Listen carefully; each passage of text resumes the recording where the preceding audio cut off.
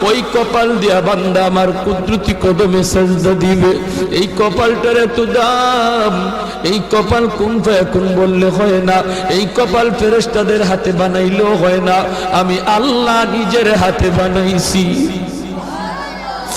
আল্লাহ পাক কই আমি আল্লাহও দেখি জমিনে কেমন অন্যায় হয়, অত্যাচার কেমন জুলুম হয়, জমিনে কেমন অন্যায় হয়, অত্যাচার হয়, কেমন জুলুম হয়, কেমন গুনাহ হয়, আমি আল্লাহ দেখতেছি।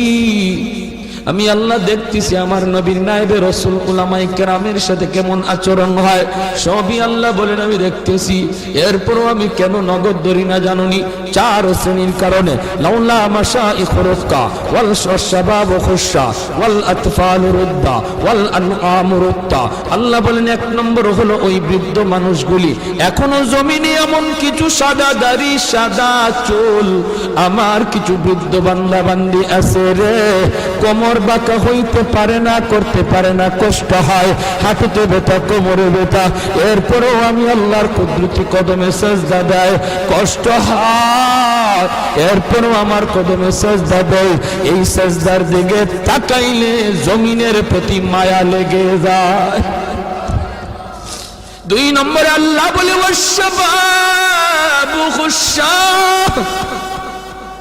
কত যুবক অন্যায় কাজের দিকে দৌড়ায়, নাপাক প্রেম ভালোবাসার দিকে দৌড়ায়, জিনা বেবিচার মদ গাঞ্জার দিকে কত যুবক দৌড়ায়।